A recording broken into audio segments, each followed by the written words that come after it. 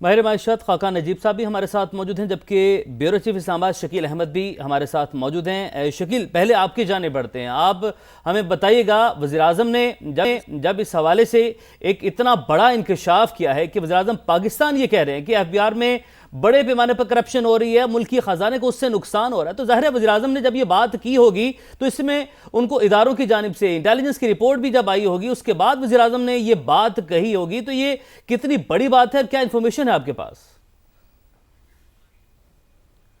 देखिए, ये बहुत बड़ी डेवलपमेंट इसलिए नहीं है कि FBR जो है वो खुद इस बात का इतराफ़ कर चुका है कि उसके अंदर करप्शन, माली बेज़ाब्तगियाँ और इसके अलावा बदउनवानी और मिसमैनेजमेंट मौजूद है। प्राइम मिनिस्टर का ये कहना बहुत बड़ी बात है, क्योंकि प्राइम मिनिस्टर जो हैं वो चीफ एग्जीक्यूटिव हैं और उन्होंने अब खुद निशानदही कर दी है कि FBR के अंदर जो सूरत हाल चल रही है, क्योंकि टैक्स कलेक्शन उस तरह नहीं हो रही जिस तरह होनी चाहिए। बहुत सारा पैसा जो अफसरान है, जो अमला है, जो मशीनरी है टैक्स की, उसकी जेबों में जा रहा है। और इसके अलावा बाकी बहुत सारे मसाइल हैं, क्योंकि पिछले आप देखें कि अगर एक साल में कह रहे हैं कि 800 अरब रुपए की बेहतरी आई है, तो आप अंदाज़ा लगाएं कि टैक्स चोरी या गैप का लेवल क्या होगा। खुद चेयरमैन FBR राशिद महमूद लंगड़ियाल जो हैं वो कह चुके हैं ऑन रिकॉर्ड, मैं उस ब्रीफिंग में मौजूद था जिसमें उन्होंने कहा कि पाकिस्तान में जो सालाना टैक्स गैप है वो 7 ट्रिलियन से लेकर 7.1 ट्रिलियन तक है, जिसमें इनकम टैक्स, सेल्स टैक्स चोरी सबसे ज़्यादा हो रही है। इसके अलावा कस्टम ड्यूटी, बाकी ड्यूटीज़ के अंदर चोरी हो रही है और FBR का अमला जो है वो चोरी रोकने में मुकम्मल तौर पर नाकाम है। इससे आगे अगर बढ़ें तो ऑडिटर जनरल ऑफ पाकिस्तान ने भी निशानदेही की है कि FBR के अंदर जो मामलात हैं वो दुरुस्त नहीं हैं। ऑडिट ऑब्जर्वेशन 2 साल की सिर्फ 900 अरब रुपए हैं। आप अंदाजा लगाएं इससे इसके आगे कितनी ज़्यादा होगी करप्शन। बहुत सारा पैसा भी FBR के अंदर इन्वेस्ट किया जा रहा है, आलमी इदारों से फंडिंग लेकर, कर्जा लेकर, वर्ल्ड बैंक से लेकर IMF, ADB, तमाम लोग जो हैं, जो इदारे हैं, जो फंडिंग कर रहे हैं कि FBR में इस्लाहात हो जाएं, tax to GDP ratio Pakistan की बढ़ जाए, जो कि इस वक्त एथोपिया से लेके इंडोनेशिया से भी कम है, टर्की से भी कम है और बाकी जो रीजनल कंट्रीज़ हैं उनसे भी हम पीछे हैं। 10 से 10.5% पाकिस्तान में टैक्स टू GDP है और बाकी ममालिक हमसे कहीं आगे निकल चुके हैं। और सबसे बढ़कर आप देखें कि हर साल टैक्स रेवेन्यू का एक बड़ा हदफ मुकर्रर कर दिया जाता है, वो पूरा नहीं होता, बार बार रिवीजन होती है, IMF की अप्रूवल के साथ टारगेट सेट होता है, उसके बाद फिर उसमें फर्स्ट रिवीजन होती है, फिर सेकंड रिवीजन होती है और अल्टीमेटली FBR जो है वो टैक्स कलेक्शन का हदफ पूरा नहीं कर पाता। उसका सारा जो खुमियाजा है, जो बोझ है, फिर वो आम आदमी के ऊपर जाता है, क्योंकि आम आदमी जो है उसके ऊपर फिर लेवीज, पेट्रोलियम लेवीज और दीगर लेवीज आयद करके उनसे रातों रात टैक्स उनकी जेब से निकाल लिया जाता है। जैसे कि आजकल आप देख रहे हैं कि पेट्रोलियम मसनूआत की कीमतें यौमिया बुनियाद पर बढ़ रही हैं और हर गुजरते दिन के साथ आवाम पर बोझ उसका आ रहा है और हुकूमत अपना जो नॉन टैक्स रेवेन्यू का हदफ है वो कम करने के लिए तैयार नहीं है। आवाम की जेब से पैसा निकलवाया जा रहा है, लेकिन दूसरी तरफ जिस इदारे ने ये काम करना था, टैक्स कलेक्शन करनी थी, अमीर तबके से टैक्स वसूल करना था, टैक्स रेवेन्यू बढ़ाना था, टैक्स बेस बढ़ाना थी, वो जो इदारा है FBR वो अपना काम पूरा नहीं कर रहा। और प्राइम मिनिस्टर का बिल्कुल ये कहना बरमला दुरुस्त है कि उन्होंने जो कहा है कि FBR के अंदर जो टैक्स चोरी है और जो लीकेज है, जिसका बोझ जो है कौमी खजाने ठीक है शकील अहमद, आपने जैसे कि कहा कि आम आवाम पर इस तमाम तर चीज़ों का मलबा डलता है और FBR अपना काम बेहतर तरीके से ठीक तरीके से नहीं कर रहा है। आप हमारे साथ ही रहेगा। खाकान नजीब साहब, आप कहेगा कि वज़ीर आज़म खुद FBR करप्शन का इंकशाफ कर रहे हैं, तो ऐसे में सवाल ये है कि उन्हें करप्शन के खात्मे के लिए क्या इकदाम उठाने चाहिए, क्या तहकीकात करनी चाहिए और जो मुलव्विस अनासिर हैं उनको किस तरह से निशाने इबरत बनाना चाहिए?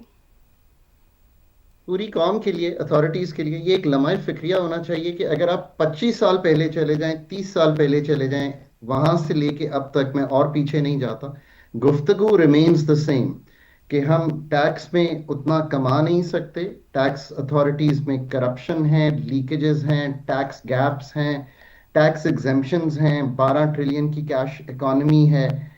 द नैरेटिव और द जिसे कहते हैं ना, गुफ्तगू जो है वो बिल्कुल तब्दील नहीं हुई। असल लम्हा फिक्रिया ये होना चाहिए कि क्या हम डायग्नोज नहीं कर पा रहे या हम इंस्टीट्यूशनली तब्दील नहीं कर पा रहे। What is the crux of this issue? मैं आपके सामने रखता हूँ। एक तो बात यह है कि पाकिस्तान में सारी डिबेट जो है, अगर मैं 30,000 फीट से देखूं तो वो एक नंबर पे है जिसका नाम है टैक्स टू GDP। 10.3% है इस वक्त FBR का और 1% भी नहीं है प्रोविंसेस का। ये सारी गुफ्तगू प्रोविंसेस को शामिल किए बगैर हो नहीं सकती। अब पूरी जो गुफ्तगू अगर आपकी ये होगी कि हमने कलेक्शन कितनी करनी है, ना कि ये गुफ्तगू ही नहीं होनी चाहिए, गुफ्तगू ये होनी चाहिए कि क्या हम ऐसा टैक्स निज़ाम बना सकते हैं जो सिंपल हो, जो हरास ना करता हो, जो टेक्नोलॉजी ड्रिवन हो, जो टैलेंट ड्रिवन हो, जो इंसेंटिव फॉर करप्शन को खत्म कर दे और इंस्टीट्यूशनल कैपेसिटी बिल्ड करे। हम ऐसा निजाम नहीं बना पाए बिकॉज हम गुफ्तगू ही सही नहीं करे। We are not asking the right questions. अच्छा, दूसरा क्या है, what do you want to achieve from this kind of a setup? आप ये नहीं चाहते कि टैक्स टू जीडीपी 10.3%, 10 के करीब पिछले 10 साल से है, मतलब there is nothing much to change in there. You want कि क्या ये निजाम पाकिस्तान में एक प्रोडक्टिव इकोनॉमी बना रहा है? अगर इसका जवाब मैं दूं तो इन्वेस्टमेंट टू जीडीपी अगर 14% पे है तो नहीं बना रहा। क्या ये जेनरेट कर रहा है जिसको कहते हैं एक growth oriented export sector? Export to GDP Pakistan का स्टैग्नेंट है तो ये नहीं कर रहा। अगर यही सारी गुफ्तगू है तो फिर we have to ask first the right questions. और मैं करप्शन पे भी आ जाता हूं बिकॉज ये करप्शन जड़ नहीं है, करप्शन एक मैनिफेस्टेशन है इस सब निजाम की जो हम चलाने की कोशिश कर रहे हैं। हम पहले ये हम हाउ मच वी टैक्स पे हैं, हु वी टैक्स पे नहीं है, इसलिए हम मैन्युफैक्चरर को टैक्स किए जा रहे हैं, पर्सनल इनकम टैक्स को टैक्स किए जा रहे हैं, रिटेल होलसेल, पाकिस्तान की प्रॉपर्टी, पाकिस्तान की एग्रीकल्चर इनकम, कुछ प्रोविंशियल सब्जेक्ट्स भी हैं इनको बाहर रखे हुए हैं, लैंड वैल्यू टैक्सेशन को बाहर रखे हुए हैं।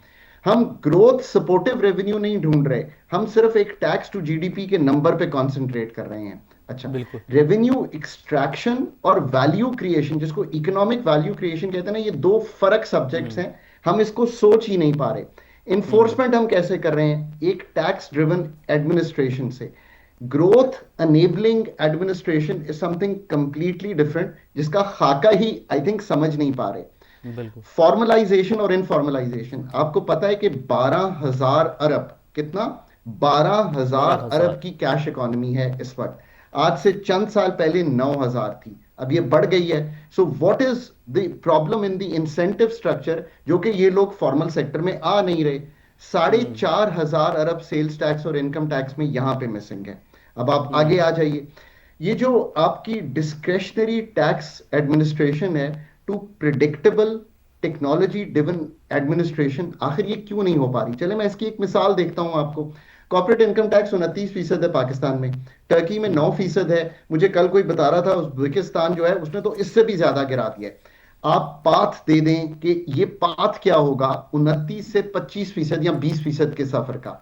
फाइलर और नॉन फाइलर क्या चीज होती है? या आपका टैक्स बनता है सोबिया या आपका टैक्स नहीं बनता। हम आज तक इस ज्यूरिसडिक्शन को खत्म क्यों नहीं कर पा रहे?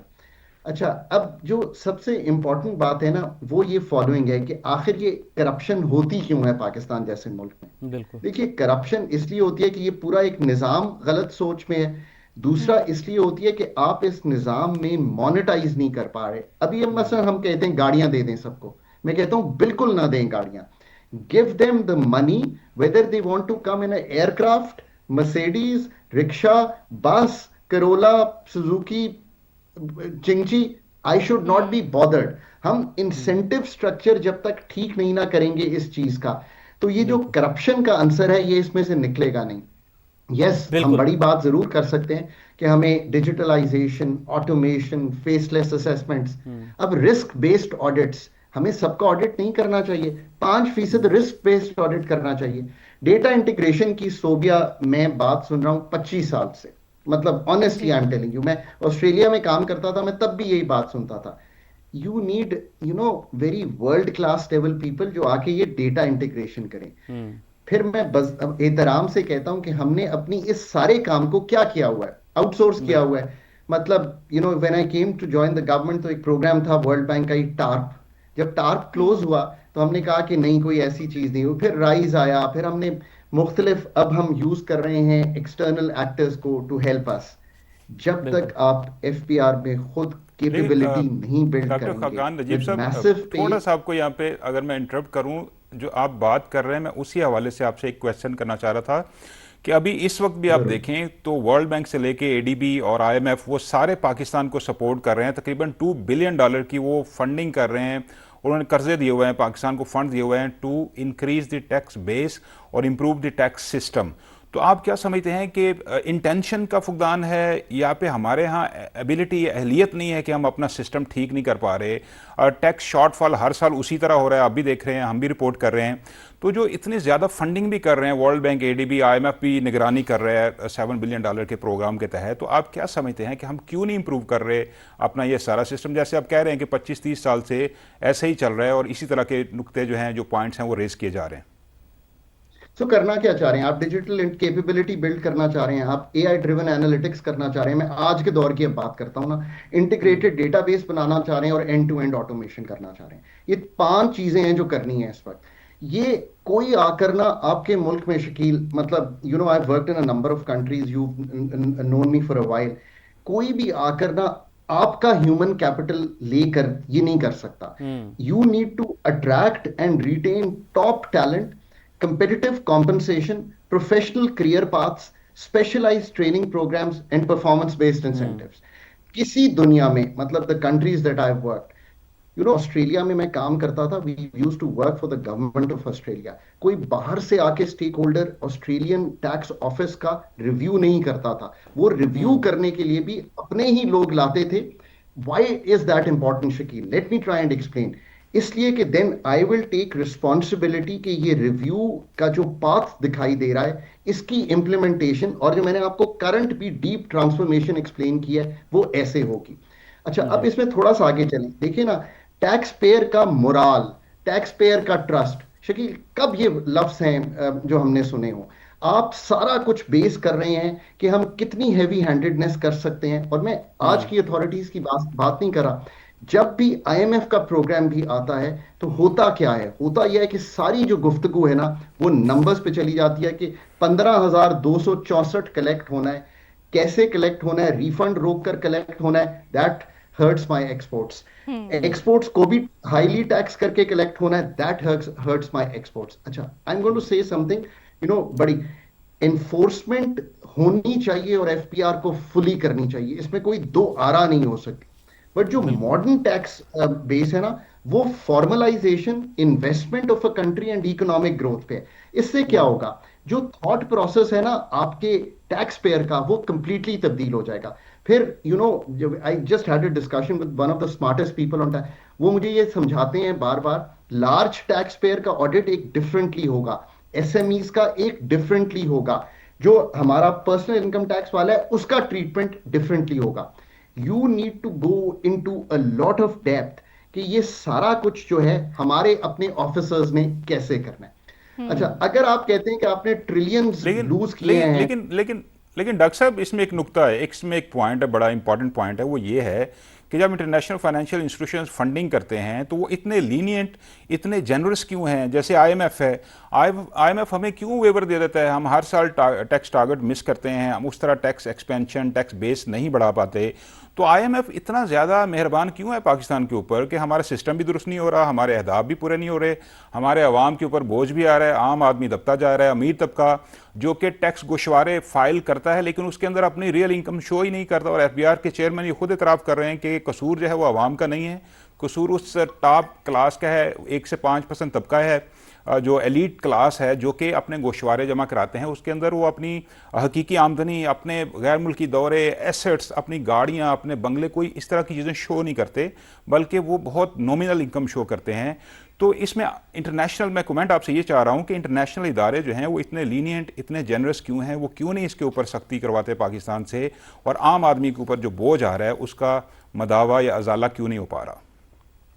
तो आपके पहले सवाल का जवाब कि जो 7 ट्रिलियन और जो बाकी फिगर्स मैंने दिए, 4,500 अरब 12 ट्रिलियन से आना है, जो कि आपका है ही नहीं है, जिसे आप कहते हैं फॉर्मल सिस्टम में नहीं है। और तीसरी चीज, एक टैक्स एग्जेम्पशंस हैं जो इस वक्त 2,300 की हैं तकरीबन पाकिस्तान में। ये तीनों जो है ना बड़े हैं। एक टैक्स गैप है 7 ट्रिलियन का, ठीक एक्सप्लेन हो रहा है। ये 3 चीजें हैं, अगर आप इनको 4,000 अरब 11 और 2 डालें तो ये 13 ट्रिलियन तो यही बन जाता नहीं है कि जितना इस वक्त कलेक्ट हो रहा है वो हमने अभी शकील ये 3 रखे हैं। अच्छा, अब पहले तो बता दूं कि ये क्यों हम नहीं कर पा रहे, क्योंकि जो सेगमेंटेशन है लार्ज टैक्स पेयर की इंक्लूडिंग द कॉर्पोरेशंस, SMEs की सेपरेटली, इंडिविजुअल्स की सेपरेटली और एक्सपोर्टर्स और इंपोर्ट की सेपरेटली। ये जो टैक्स पेयर टाइप है ना, इसको अलहदा करना पड़ेगा, रिस्क डिफरेंशिएशन अलहदा करनी पड़ेगी, अप्रोप्रिएट इंटरवेंशन हर एक की अलहदा करनी पड़ेगी, और कंप्लायंस स्ट्रेटजीज हर एक की बनानी पड़ेंगी। अगर पर्चा है ये आपके पास, तो then you can move on that.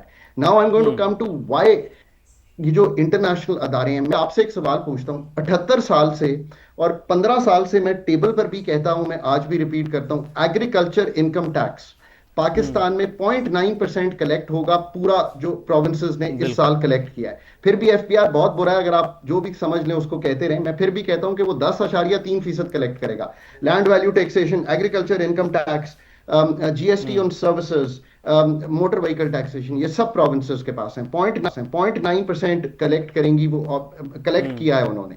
अब सवाल ये है, हम इंटरनेशनल अदारों का मैं जवाब दे देता हूं। आपने 78 साल में एग्रीकल्चर इनकम टैक्स क्यों 8 से 20 अरब रुपया रखा हुआ है? पोटेंशियल अगर पाशा साहब की स्टडी में मान लूं तो 700-800 अरब है, 300-400 अरब तो होगा ना, 20% है हमारी इकोनॉमी का। What I am trying to explain to you is कि आप क्यों नहीं ये काम सही करते। अब इंटरनेशनल अदारों का देखिए, जो फंड का पर्सपेक्टिव होता है ना, वो होता है कि 3 साल में किसी तरह में जो इस वक्त फिस्कल गैप है, fund is not here to structurally correct you. For God sake, मैं पाकिस्तान में एक्सप्लेन कर करके थक गया हूं कि ये एक ब्रीदिंग स्पेस देता है, ये आपको वो मैक्रो स्टेबिलिटी देता है, चाहे वो हायर टैक्सेस से आ रहे हो या इंपोर्ट को घटाकर आपकी करंट अकाउंट को संभाल के आ रहे हो।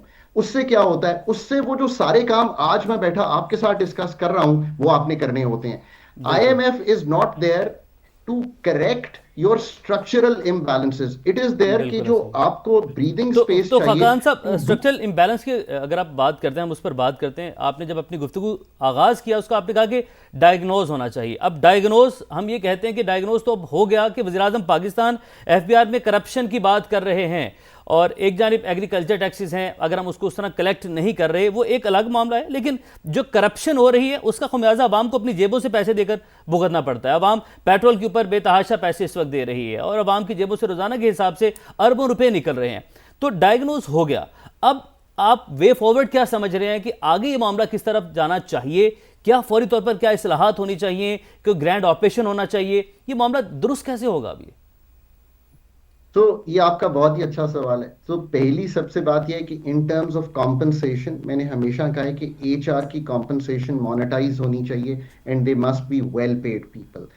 इस सिस्टम को जब तक हम कुल्ली तौर पे, जिसको हम कहते हैं ना कि पाकिस्तान का असल मसला तो इन दी एंड गवर्नेंस ही है ना, इसमें तो कोई दो आरा नहीं हो सकती। उसमें जो एग्जीक्यूटिव की कॉम्पनसेशन है, ये एक जिसे कहते हैं ना जुज है उस पूरे सिस्टम का, और उसको हम मोनेटाइज नहीं करते और उसको कॉम्पनसेशन को उस लेवल पे नहीं लाते जहां पे इंसेंटिव टू बी करप्ट जो है वो टूट जाना चाहिए। That's number 1। नंबर 2 इसकी इनटेक कैसे होगी? एक इम्तिहान से इसकी इनटेक करके ये सोचना कि लाइफ टाइम हम अवार्ड दे देंगे, that's number 2। Number 3 of course is there कि ये जो इनटेक हो रही है उसकी क्वालिटी क्या होगी। नंबर 4 इज कि उस इनटेक की training at the highest level to be able to do this क्या होगी। और नंबर 5 ये है कि उसकी जो ACR है वो किस तरह बेस होगी, उसका क्या इंसेंटिव स्ट्रक्चर है ये सब कुछ करने का। अब ये इतना बड़ा रिफॉर्म है पाकिस्तान की गवर्नेंस का, सर्विस डिलीवरी का, जो करना पड़ेगा। पहले तो उनकी सोच ही डिफरेंट होगी। They are not trying to collect tax, they are trying to create an economy in which the economy grows and that pays you higher taxes. The exports grow, that pay you higher taxes. And I am not wanting to bother 95% of the people. I am wanting to risk-based audit 5% of the people and then create, जिसे कहते हैं ना, बिल्कुल उस किस्म का मयार कि अगर ये नहीं करेंगे। और आज की दुनिया में 5 चीजें मैं इसलिए रिपीट करता हूं कि अब 20 साल पहले मैं कुछ और कहता था। Digital capability, AI driven analytics, integrated databases and end to end automation. ये आज का नौजवान जब तक तैयार नहीं होगा ना कि ये एफबीआर में वो आकर कर सके, सेगमेंटेड उन चीजों को कर सके, तो बात बनेगी नहीं। और आखिर में मौके नौजवानों को मिलेंगे? आपको लगता है कि इतनी जदीद, जिस जिद्दत की आप बात कर रहे हैं, जिस टेक्नोलॉजी की बात कर रहे हैं, वो इदारा जहां पर अरबों रुपए की करप्शन है, अपने लिए तो 1100 के करीब गाड़ियों के जो है अप्रूवल फौरन से पहले दे दिया जाता है, 6 बिलियन की अप्रूवल फौरन से पहले दे दी जाती है, लेकिन जहां पर अवाम की बात आती है, मुल्क की बात आती है, मुल्क की मईशत की बात आती है, तो वहां पर आपको लगता है कि ये इदारा, ये सिस्टम, ये सब कुछ होने देगा? बहुत अच्छी बात है। मैं क्यों चाहता हूं कि ये सब कुछ हो? अगर मैं ये थोड़ी देर के लिए मान लूं कि 7,000 अरब जो है इस वक्त टैक्स गैप है, लेट से कि ये सारा कुछ करके हम इसमें से 2,000 अरब निकाल लेते हैं। फिर मैंने कहा कि 12,000 अरब की कैश इकोनॉमी है, इसमें से चले मेरा एस्टिमेट 4,500 अरब का है कि सेल्स और इनकम टैक्स में से आ सकता है, आप 2,000 निकाल लेते हैं, 4,000 अरब तो यहां आ गया मेरे पास।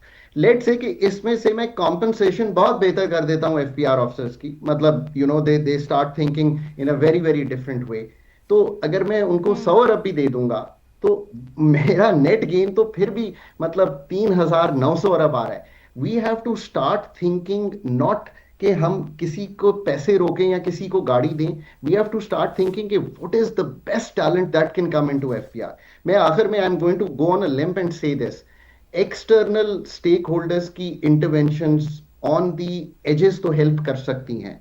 मैंने किसी मुल्क में ये चीज नहीं देखी कि कोई external stakeholder South Africa आया हो, ऑस्ट्रेलिया आया हो और उसने उस निज़ाम की तब्दीली में कलीदी रोल प्ले किया हो। सो सबसे पहले तो बात यह है कि we would have to take जिसे कहते हैं matters in our own hand and believe in this कि we can do this ourselves, और we can invest in people. Technology बिल्कुल ठीक है, इसमें कोई मतलब दो आरा नहीं हो सकती। कंपेटिटिव रिन्यूमरेशन जो आपको प्राइवेट सेक्टर में मिल रहा है उसका मैं हमेशा कहता हूं 60-70% इसलिए मिलना चाहिए कि 20-30% comes with the Prestige that you enjoy in working in the public sector. Performance based incentives, लेकिन मतलब सर डॉक्टर साहब उसको रोक के नहीं कि मैं एक रिफंड इसमें 300 अरब का पॉइंट रोक रेज दूं, करना चाहूंगा, बट जैसे आप रियली मैंने प्रोडक्टिविटी ऑफ द इकोनॉमी अभी में आप क्या किया है। इंसेंटिव्स की बात कर रहे थे डॉक्टर साहब, अभी आप इंसेंटिव्स की बात कर रहे थे, तो इंसेंटिव्स जो हैं वो एफबीआर के अफसरान के पास कम तो नहीं है। जैसे अभी आप जिक्र किया कि 1100 गाड़ियां जो हैं वो मतलब बिलियंस ऑफ रुपीस की फ़ौरन उनको मिल गई, और मकसद ये था कि टैक्स नेट बढ़ाएंगे, हम ज़्यादा इंप्रूवमेंट करेंगे। पहले ये था कि जो बिजनेस क्लास है, जो फैक्ट्री ओनर्स हैं, वो बुलाते, उनकी गाड़ियां यूज़ हो रही होती थी इंस्पेक्शन के लिए। आप अंदाज़ा लगाएं कि इन्फोर्समेंट का ये लेवल था। अभी भी हर 4 रुपये में से 1 रुपया जो है वो डॉक्यूमेंटेशन से बाहर है। कैश इकानमी जैसे आप खुद जिक्र कर रहे हैं बहुत ज़्यादा है।